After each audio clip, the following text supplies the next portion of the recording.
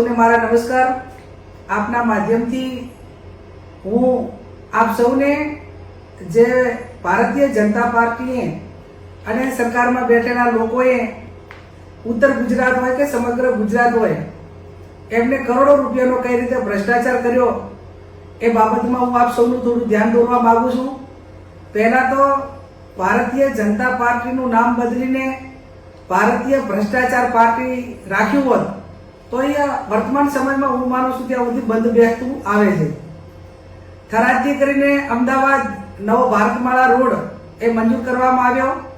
એમાં બનાસકાંઠા જિલ્લાના થરાદ તાલુકો, લાખણી, દિયોદર, કાંકરેજ આ 4 તાલુકાના ખેડૂતોની જમીન એ જાહેરનામા પહેલા કેટલાક મોટા બિલ્ડરો હોય, ભાજપના નેતાઓ હોય અને ભાજપના કયા કયા નેતા છે બનાસકાંઠાના એમના નામો પણ અમારી પાસે છે। એમને ખેડૂતોને લોભ લાલચ આપીને સસ્તા ભાવે જમીનો ખરીદી લીધી। ખરીદ્યા પછી જે એનું નોટિફિકેશન કહે, જાહેરનામું કહેવાય, એ પણ ક્યાંક ને ક્યાંક અધિકારીઓ એમની સાથે ભળેલા હોવાથી પેલું જાહેરનામું રદ કર્યું, વારંવાર જાહેરનામા રદ કર્યા અને એમને પૂરેપૂરું બિનખેતી કરવા માટેનો મોકો આપ્યો। જંત્રી 4 પ્રકારની હોય: ઉદ્યોગ, કોમર્શિયલ, રેસિડેન્ટ અને ખેતીવાડી। એમાં સૌથી ઊંચા ભાવ એ ઉદ્યોગની જે જંત્રી લાગતી હોય, ઉદ્યોગમાં જે જમીન કન્વર્ટ થયેલી હોય, બિનખેતી થયેલી હોય, એના વધુ પડતા પૈસા ચૂકવવા પડતા હોય છે। આ 4 તાલુકાની અંદર જે ભાજપના કાર્યકરો હોય, કાર્યકરો તો નહીં પણ મોટા માથાઓ હોય, એમને 70 વીઘાથી પણ વધારે જમીન એ ક્યાંક રાતોરાત ખરીદી છે અથવા તો જે ખેડૂતના નામે હતી એ નામે બિનખેતી કરાવીને એની પાસેથી કોરા ચેક લઈને એની સાથે ચીટિંગ કરીને કરોડો રૂપિયા આ રોડ નવો બનાવવાની અંદર ભ્રષ્ટાચાર આ વર્તમાન સમયની અંદર આ દરેક નાગરિકો અને અમારા બધાની સામે નજરની સામે આવ્યો છે। આ બાબતમાં ખેડૂતોએ અમારું ધ્યાન દોરતા એને વિગતથી ઊંડાણ ઉતરીને અમે તપાસ કરી તો એની અંદર 1500 થી વધારે વીઘા જમીન એ ખેડૂતોની કપાય છે। તો માત્ર ખેડૂતોને 1500 વીઘા જમીનનું વળતર 4 તાલુકાના ખેડૂતોને 50 કરોડ મળે અને જે બિલ્ડરો છે એમને જમીન ખરીદી અને બિનખેતી કરાવી દીધું ઉદ્યોગમાં તો એમને 350 કરોડ મળે। એટલે ક્યાં 1500 વીઘા જમીન અને ક્યાં 70 વીઘા જમીન। આ તો માત્ર બનાસકાંઠાની વાત છે। આ જે જમીનનું જે ચૂકવણું કરવાનું થાય એ જે ઉદ્યોગમાં જેને પણ જમીન કન્વર્ટ કરાવી એનું લિસ્ટ પણ અમારી પાસે છે। બનાસકાંઠાની અંદર કેટલા ખેડૂતો આવે એ પણ લિસ્ટ અમારી પાસે છે અને જે પ્રાંત અધિકારી હોય, કલેક્ટર હોય, મહેસૂલ વિભાગ હોય, જે ભારત માળા રોડના અધિકારીઓ એટલે નેશનલ હાઈવે ઓથોરિટીના અધિકારીઓ હોય, આ બધાએ એની મિલીભગતથી એક વહીવટી રીતે ક્યાંય પકડાય નહીં અને ગુજરાત સરકારના પૈસા એટલે નાગરિકોના પૈસા એ આ રીતે ભ્રષ્ટાચાર કરીને જે નાગરિકોને પોતાની સુવિધા માટે વાપરવાના હોય, આરોગ્ય હોય, શિક્ષણ હોય, ગામથી ગામને જોડતા રોડ હોય અને અનેક સુવિધાઓથી ગુજરાત વંચિત છે। અને આજે આવા રોડ બનાવવા માટેનો હાલ કોઈ ડિમાન્ડ પણ ન હોય અને જ્યાંથી ભારતમાળા રોડ નીકળે છે ત્યાંથી કોઈ નથી સિટી એરિયા આવતો, નથી કોઈ ઉદ્યોગ માટેનો કોઈ ઝોન આવતો કે કોઈ માત્ર ને માત્ર ગ્રામ્ય વિસ્તારની ખેતીની જમીન ઉદ્યોગોના નામે આ રીતે ખોટી રીતે બિનખેતી કરેલી છે। હું આપના માધ્યમથી જે માત્ર બનાસકાંઠાની આ વિગત છે પણ હજુ તો બનાસકાંઠા પછી પાટણ હોય, મહેસાણા હોય, ગાંધીનગર હોય, અમદાવાદ હોય તો ઉત્તર ગુજરાતના 5 જિલ્લાની અંદર એક જ રોડની અંદર 3 થી 4000 કરોડનો ભ્રષ્ટાચાર એ આ રોડની અંદર થવાનો છે।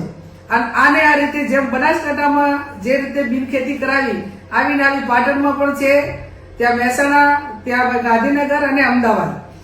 આ બાબતનું ધ્યાન એ ગઈકાલે કેન્દ્રીય મંત્રી નીતિન ગડકરી સાહેબને મળીને એમને તમામ વિગતો આપી છે।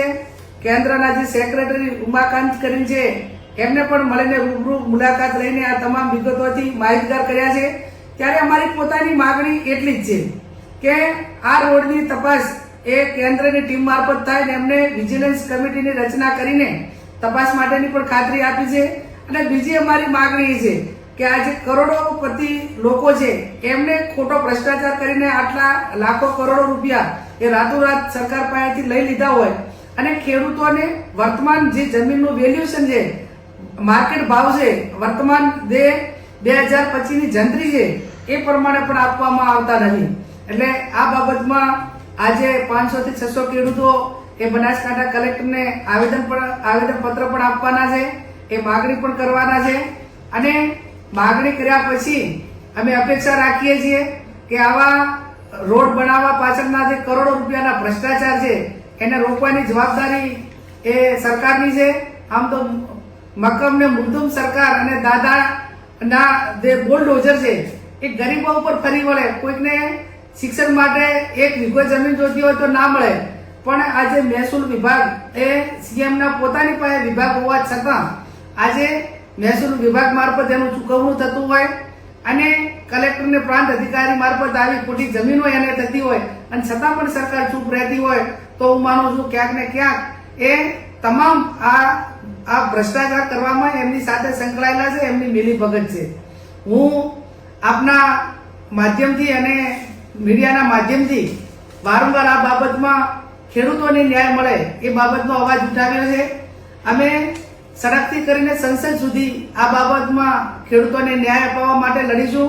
અને ભારતીય જનતા પાર્ટીના જે આગેવાનો હોય એ આમ તો બહુ મોટી મોટી વાતો કરે કે અમે લોકોની સેવા માટે જાહેર જીવનમાં આવ્યા છીએ, પણ તમે કોની સેવા માટે કરીને આવ્યા છો એ આ ભ્રષ્ટાચાર ઉપરથી નક્કી થાય છે.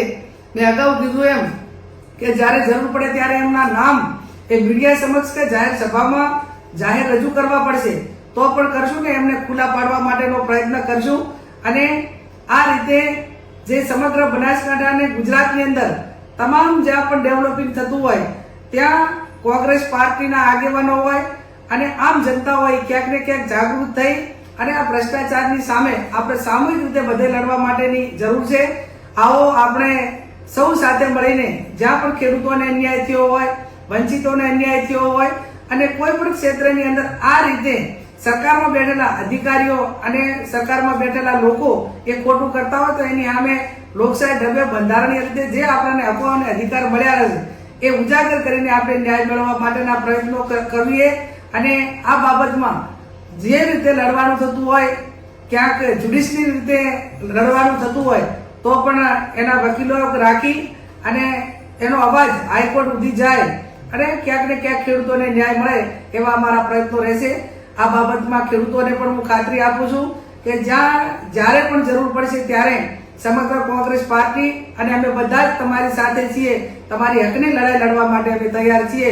આવો આપણે સૌ સાથે મળી ભ્રષ્ટાચારીઓને ખુલ્લા પાડીએ અને આપણાને થયેલો અન્યાય એ આપણે ન્યાય મેળવવા માટેનો પ્રયત્ન કરીએ. આપ સૌનો આભાર.